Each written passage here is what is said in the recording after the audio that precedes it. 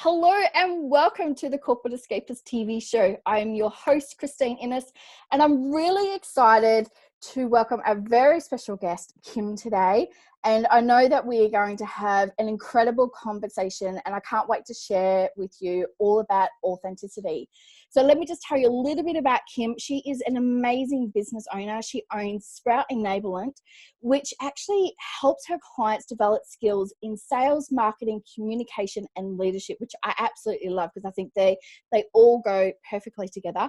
And she's about to publish her very first book, which is called Selling with Heart and Growing Your Business with Authenticity and Heart. So welcome, Kym. Thank you for joining me today. Hi, Christine. Hi, everybody. It's great to be here. Thank you very much. Yeah, I absolutely love the title of your book because I really want to have a conversation about being authentic, which is probably one of the things that I realized, especially with leaving the corporate world, that I was probably showing up as two different people. And I've had to really, peel back the layers and remove all of the masks and labels on myself to actually show up and be my true authentic self. How important do you think that it is, especially as being a business owner, to really be authentic, to show up so that people know who you are within your business?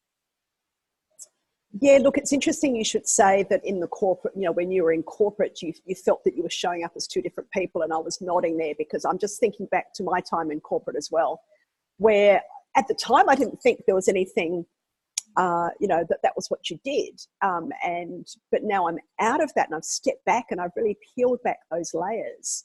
It's like, oh my God, where have I been all my life? Why was it that in corporate I felt sometimes very uncomfortable and unnatural? And, over the years I did a lot of training courses because they were always trying to develop you in a certain way to be a certain to have different strengths and behaviors. And you know what, you can always learn those things. But at the end of the day, you'd sort of leave the office and you would just go home and go, oh my God, why am I so exhausted? Why am I feeling so, cheated? Why do I feel like such an imposter?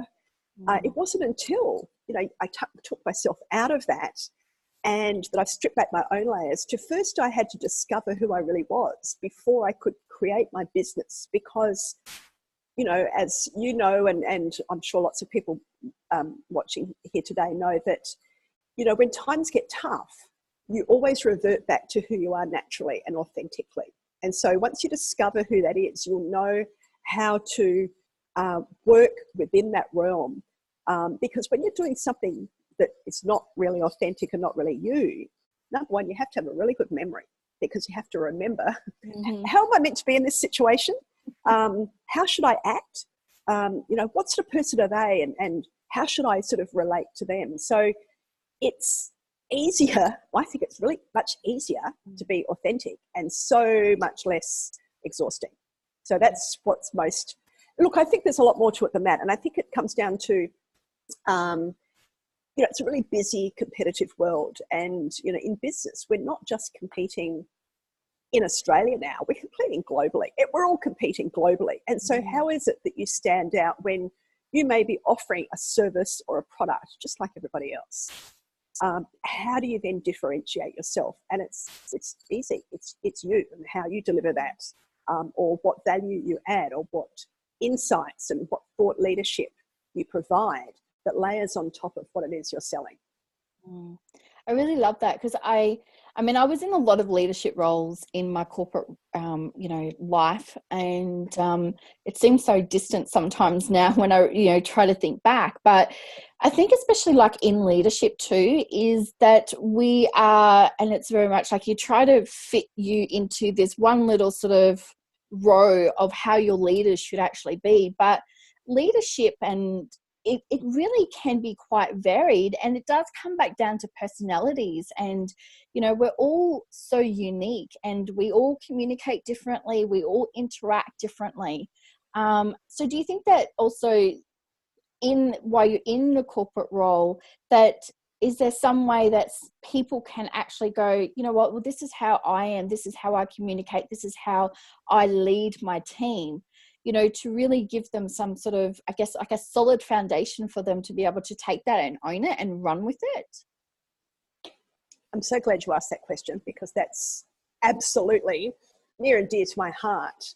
I'm a certified Myers-Briggs practitioner. And for those who may not know much about Myers-Briggs, it's an assessment to determine your core innate personality type. Now, some people may have heard of DISC, and DISC measures and analyzes behaviors, and it's very, very well used in the workplace. Myers-Briggs is as well. In fact, it's one of the most highly used psychometric tests in the world. So Myers-Briggs looks at, well, you were born with a personality. That's your DNA. That's how you are authentically and naturally. So when times get tough, as I mentioned before, you always revert back to what your innate personality is. So about 5 or 6 years ago, in my role as a sales enablement leader, I was trained in Myers-Briggs, and I had done the assessment myself before. But when I trained on it and really understood it, I'm like, oh my God, it was a game changer for me. It was, well, that's why when I'm in that certain particular situation, that's why it feels so uncomfortable for me, because I naturally look at things this way. I don't look at things that way. And I started to use that with the teams that I was working with, particularly in the sales and leadership area, for them to understand how they naturally react to situations, how they naturally communicate, as you say. But more importantly, understanding how the rest of the people that they work with or have working for them, how they naturally want to be communicated with, how they naturally make decisions, how they naturally process information. And, you know, the classic thing of introvert, extrovert, and I'll come back to that in a minute. And I remember I had a guy in my team, and we were working through a workshop, and we're working through learning what their personality types were. And he was an identical twin, and he was a sales guy, and he was a bit of a stereotypical sales guy who's pretty out there, thought it was pretty funny, you know, lively. And he said, oh my God, he said, is that why people don't laugh at my jokes? Because not everybody's like me. And I'm like, there you go. That was just a bit of a classic case. But what that really said to me was, if we all really take a step back and understand, as you said, we are all different, we are all unique. Myers-Briggs does give people a 4-letter type, and there are 16 different types, but there's a whole bunch of behavioural facets behind that. But what it does is that it says, well, okay, and I know I'm an introvert. Now, an introvert doesn't mean I'm shy and quiet. And on the flip side, an extrovert doesn't necessarily mean you are loud and talkative and annoying.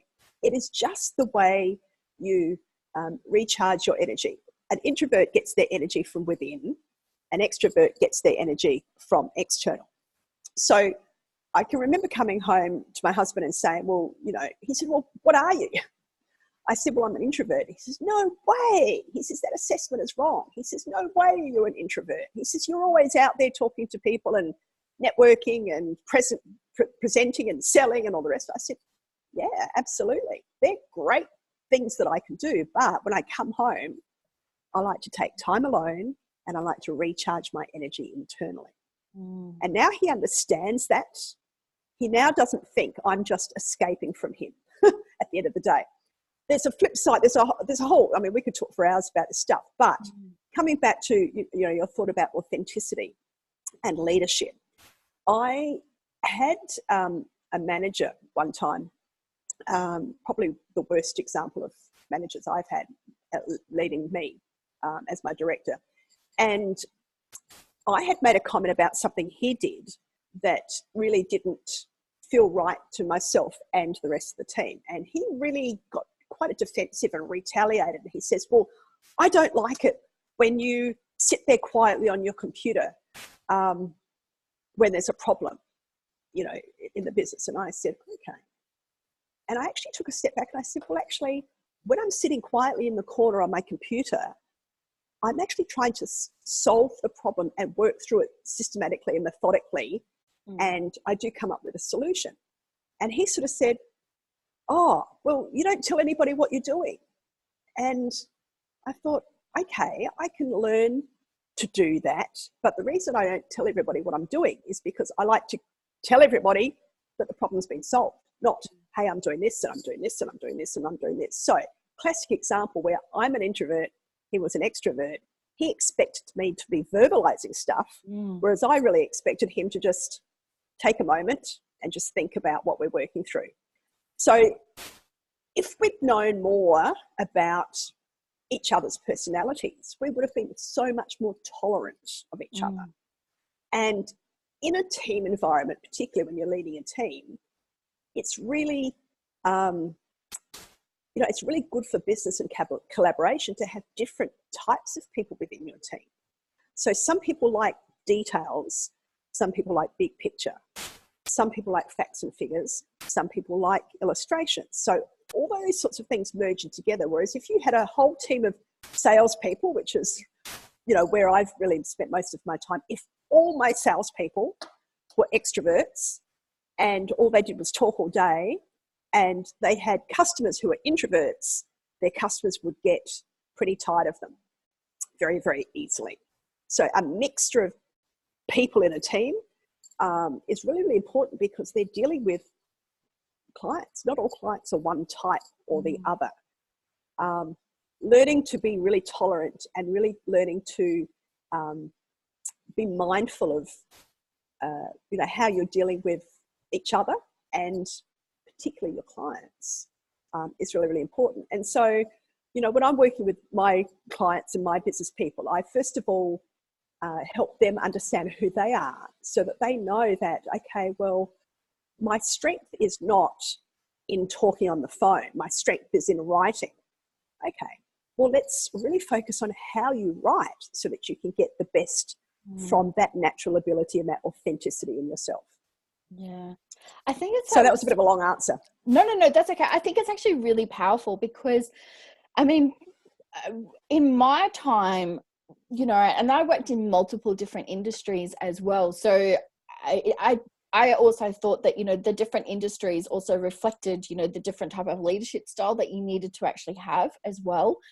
And particularly if you go into more of a sort of masculine type industry, like it's very much, well, you have to be accountable for what you're doing. Like, they don't like a lot of chit chat, like it's just email and all that sort of stuff. Whereas I'm more of a verbal communicator. So of course that I realized that then obviously, there was obviously a disconnect there because I like to go in and just say, hey, this is what's happening, with it. Whereas I used to always struggle, writing things down in email. And I got to a point where I had to dot point things because, putting the sentence together, I'm like, oh my God, does that really make sense to the other person? Because it makes sense to me, but it may not to them. But I think also too that when you go into business and once you come out of corporate and you decide to go into business, you're going to have still multiple different people that you're going to interact with throughout the day. And that could be, somebody who's doing your website. It could be your clients, it could be your admin people. But you really do need to understand, first of all, who you are and be really true and authentic so that you can actually voice your business and business projection of what you want to, achieve to all the other people that you bring in. So I think like if you are in leadership and then going into business, you still have to be able to have those authentic communication, situations, but, really know where your business is and where you want it to drive so you can effectively communicate. So I think there's always, some people go, oh, well, I don't need to use the leadership skills because I just work for myself. And I sort of try to let people know, well, yes, you work for yourself, but you have a team around you and you may not be, paying their wages, but you're employing people to do different tasks for it. So you need to be able to really communicate what you want and where your business is and, what you desire for it. Because I think a lot of people lose that in conversation. Do you get that sort of feeling as well? Like when they're trying to talk about their vision with it, but they're being too structured and not speaking from the heart and not to let people actually feel what they want the end user to, reciprocate. Yes. So let me just go back one step before we get to exactly answer that. Something you said there about taking those leadership skills from corporate and bringing that into your own business. Let's just think about leadership itself. Now, we often think about leadership or leaders as being people top of the hierarchy who have a whole bunch of people underneath them. So that's your classic corporate leadership scenario.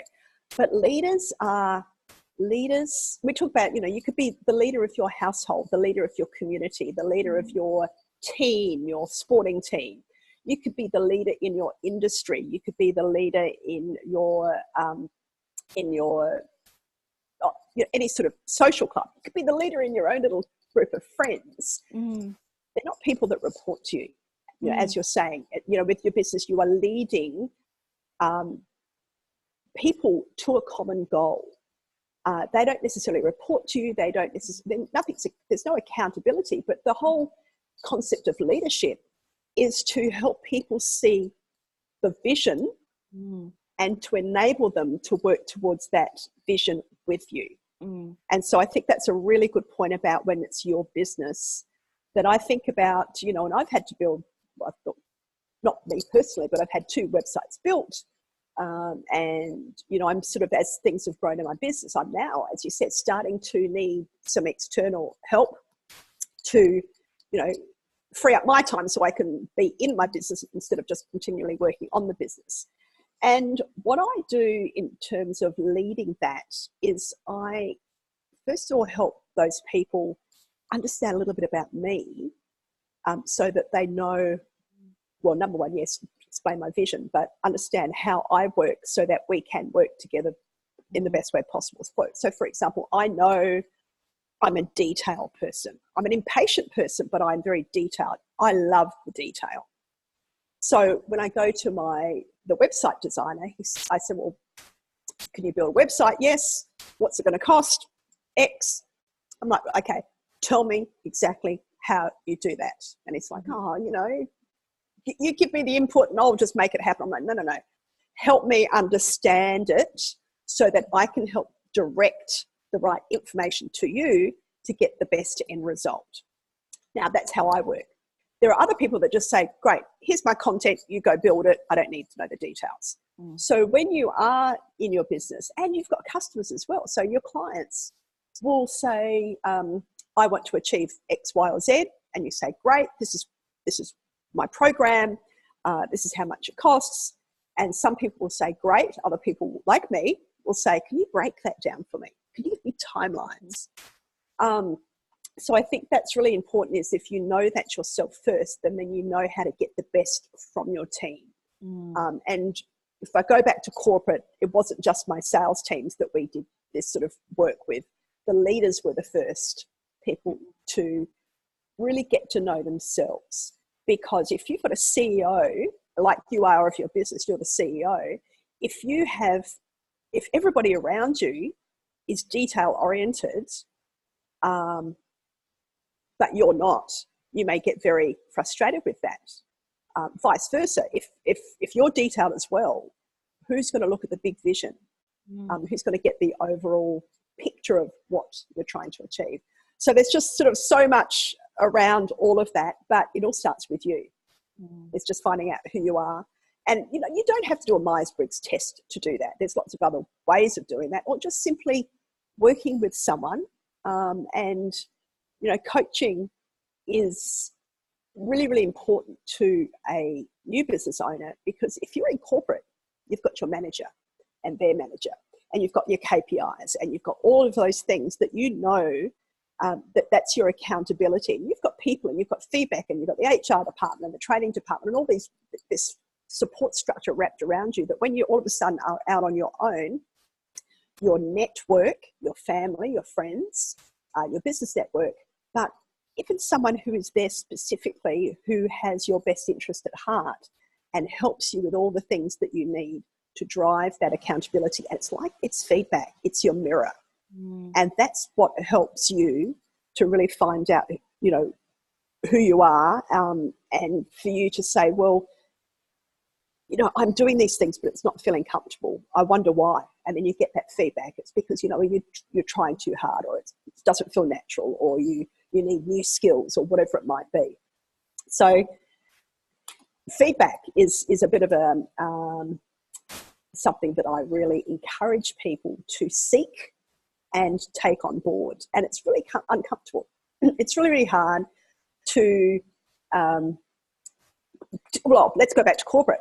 When you'd have your performance review, what does everybody think? Everyone goes, oh my God, I've got my performance review. And they're stressed and they can't eat and they get really, really nervous because they think they're going to be in trouble. But having been a leader myself, it's the furthest thing from the truth. You actually want to have a performance review with someone because you want to tell them what they're doing well and where else that they can focus their time. And so if we flip that to being in a business, you need some form of performance review or a pulse on how your business is going. Yeah. And I think it's very difficult because,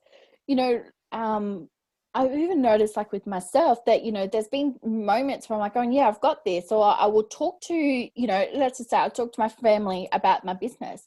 But the other thing is that we have to remember is, and somebody pointed out to me, like going, I say, well, my family just don't get it. They don't understand. And I'm like going, what do I need to do? If they don't get it, then how are other people going to get it? But they're like going, but they're not your ideal client. And it just all perfectly made sense that I'm not talking to, it's not that they don't support me. They don't, want to support, like they go on and they watch my videos. They give me the personal feedback. But when you're in business, you need to find people who are, I guess, in a similar situation or have been where you've been so that they can give you the feedback. So, you get the relatable feedback. But also too, like you need to find that tribe. You need to find that, hub where you are going to go, they get me, they understand me, we talk in the same language, because there's your corporate language, but then there's also business language, and they are, there should be a new dictionary just for, being in business, because I don't know, that there's stuff that return on investment, for example, you talk about it a little bit in corporate, but when you talk about it for you as a business owner, there's return on investment. I'm getting all tongue-tied now. Return on investment for your business, but then there's also your personal development growth as well, which is just as important when you're a business owner. So I think that, the whole leadership stuff and, where you're talking about is really, coming from being authentic and, speaking from the heart is so essential, because you are the hub of your business and you're going to be drawing in so many different people that you need to be able to effectively communicate, your vision. You need to effectively communicate what you want done, talk about deadlines, like all this sort of stuff. But if they're not on board and they don't understand it, then maybe they're just not the right people to work with, or they might not be the right people to come on board with. And, sometimes we go, oh, but, they said they can do it. But what I've learnt myself is that you can be aligned, and people will get it and people won't get it. And that's okay. And if they don't get it, move on. Thank you. I'll go find who is going to understand. Yeah, I think communicating a vision is a really important thing, because when I started my business, I didn't wake up one day and say, I want to start a business. It just sort of happened, because out of corporate, you have all this skill, all of this knowledge, all of this experience. You can't just push it aside and say, well, that was before. This is now. I'm doing something completely different. And I was quite prepared to do something completely different, but I'm like, you know what? No. I loved doing what I did, but I was doing it for somebody else. Now I want to do it, and I want to help people. And if you ask anybody, absolutely anybody on this planet, why they start their business, the number one thing they'll say is to help people. And so, okay, we all know we want to help people. We all know we want to take our skills and our knowledge and our superpowers, as I call them. I like to call it superpowers. We want to put that to good use. That's what we were put on earth to do. That was our purpose. That's our why. Is that we were put on this earth to do something, whether it's be a parent, be a good, be a movie star, be a good soccer player, whatever it is. And so when I started, I didn't have this wake up and have this grand vision. It sort of evolved. But as I evolved and I started to work with some wonderful clients, I'm like, oh, this feels so good. And I even find it hard to charge money for it because it's just like, I just naturally do this. I just want to help. I work with women in business, and, you know, it can be something as very simple as their elevator pitch and helping them to articulate their vision, their purpose, their why, so that they can attract clients to them. And so we all want to help people. And you know, that's right. I work with, you know, when a woman in business comes to me and says, you know, I need some help, or I hear them talking about their business and I'm like, oh, look, you're a wonderful beautician. Like, why do you do this? I don't think you do this because you like plucking things out of people. She says, no.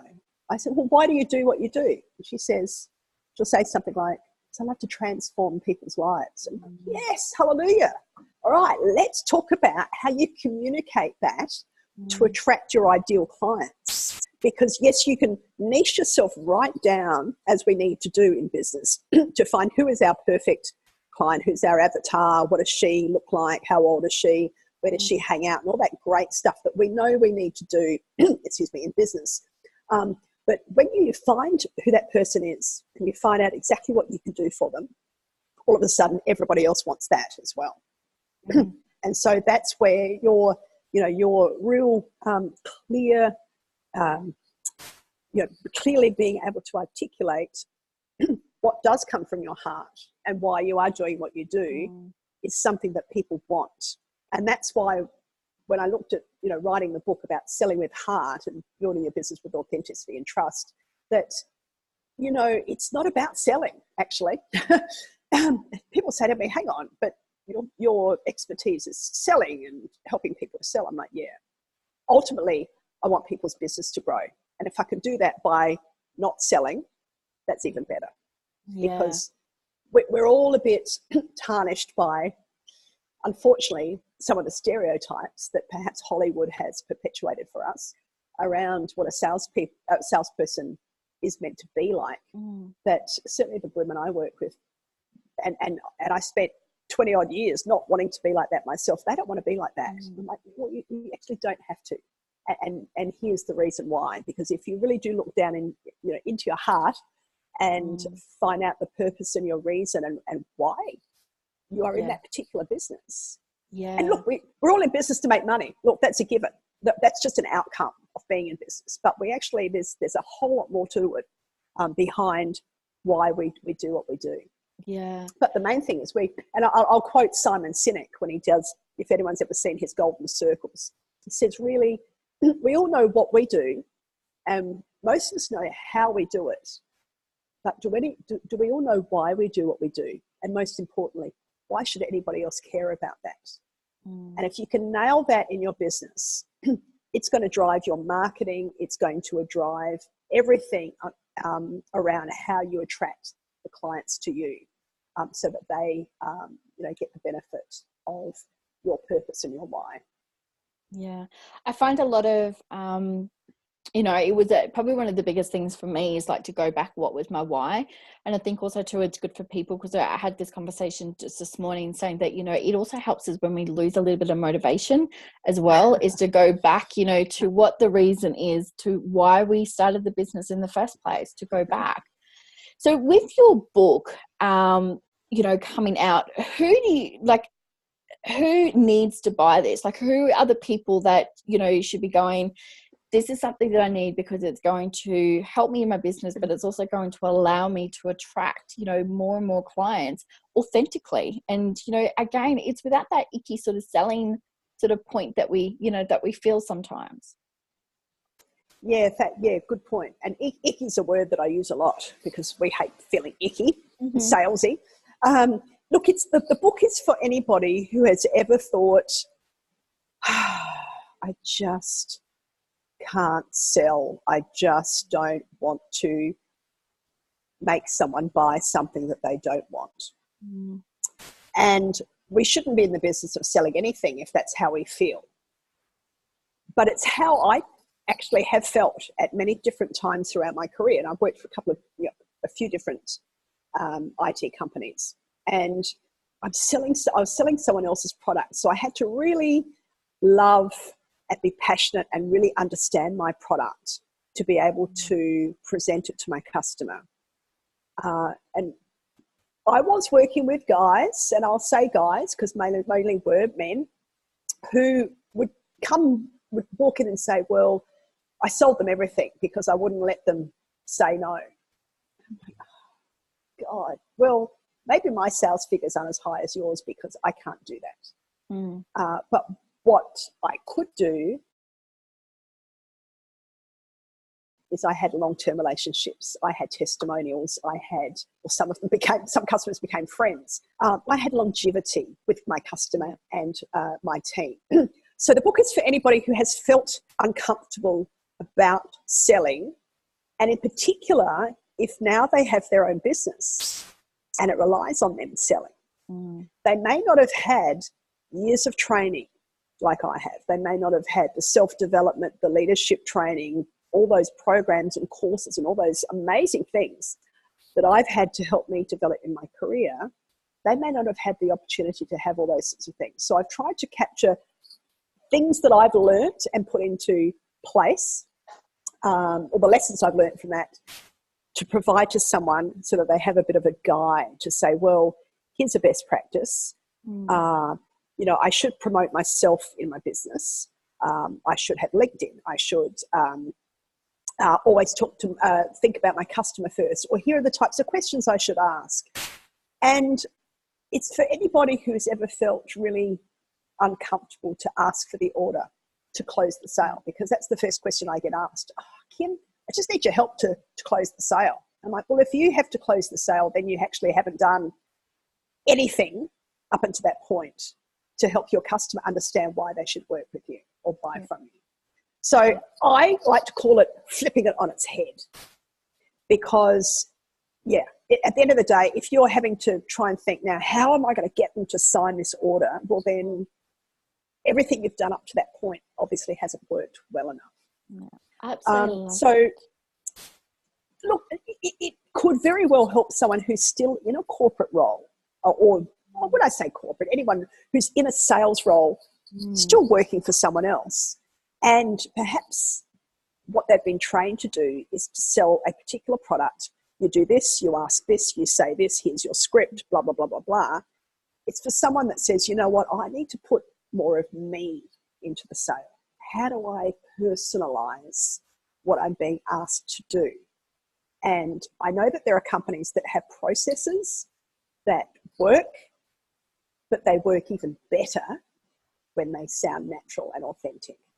So I've got sort of two sides to the coin. It's someone who's in a sales role who needs that extra personal help that's outside of a sales methodology, or it's for a business owner who is now relying on selling and they've perhaps never done it before. Yeah, I absolutely love it. So when will the book be launched so people can get a copy of it? Thank you for asking.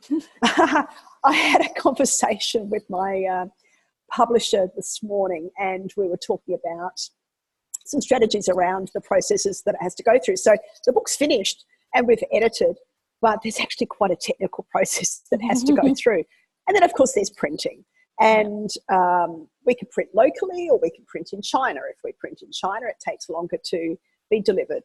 So I was really, really hoping to launch it in February next year, sort of at the beginning of the work year, so that people can use it as a way to help set their goals for the year.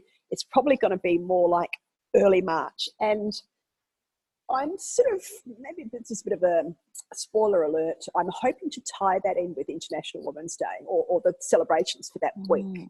So that's sort of my thoughts, and don't hold me to that, but I think that will actually really add a little bit of extra zing to how I launch the book. Absolutely. And it will be available. So I will have a pre-sale before the physical launch, though, so people will be able to find that through my website and my socials. Yeah, and we're going to have all the details below so people will be able to keep in contact and get updates when this book is going to be launched, because I think that is really essential for anybody in business, you know, because, you know, it is just about removing all of those extra layers and just really coming up and showing who you are, so that people, you know, get to know you. And as you said, it gets rid of, you know, what I said, like the icky sort of sales feeling, because they really know you, they trust you, but they also are sort of falling in love with what you've got to offer and the transformation that you can offer them as well. So I just want to say a big thank you for coming on today, because I really think this is just a really great conversation that people need to know, that whether you're in corporate and in sort of that leadership role, you know, how you can be really authentic, but especially when you're in business, how you can show up as yourself and, you know, really allow yourself to shine, because, you know, you are the business, you are the brand, and, you know, people want to know more about you, and we need to really start owning that and really just sort of going, you know, shouting from the rooftops, you know, about how amazing we really are as business owners, because it takes a lot of courage and determination, and there's a lot of things that happen. It's not an easy ride being a business owner. So, you know, everyone should be, you know, really proud and, you know, congratulate themselves Absolutely. when they actually start a business. So thank you so much for coming on today. It's been a wonderful conversation, and we'll definitely have you back, and we can, you know, carry on from this conversation as well. Oh, that'd be wonderful. And I really appreciate the time today, and thanks everybody for watching. And, you know, it takes courage to be yourself. It takes courage to be vulnerable. And if anyone's ever heard of Brené Brown, if you follow some of what she says, you know, it really is, you know, you do have to strip back the layers, but certainly as women in business, it's okay to talk about yourself. You know, it's really, you know, it's perhaps not the way that a lot of us were brought up, but you are absolutely able to uncover your superpowers and to sing your praises. And because you are all very, very valuable in this world, and that's what we were put on the earth to do, and that is to help each other to live our best life. My teenage daughter says it to me all the time, Mum, it's all about living your best life. And I'm like, yes, go girl, I love it. Yeah, that's my tagline, like, you live your best life, because seriously, Yes, you know, yes. you need to, you know, so yeah, you speak my language, which I absolutely love. So, you know, it's just wonderful. Yeah. And thank you so much. I want to thank everyone for joining in for this episode of the Corporate Escapists TV show. You'll be able to find all the details to be able to follow Kym and check her out on all of her social pages, and also her website as well below. Yep. So make sure you click on the links. I'm like getting so tongue tied today. So click on the links below and make sure you jump over and follow her. And thank you again for everyone. And I will see you all next week on the next episode of the Corporate Escapists TV show.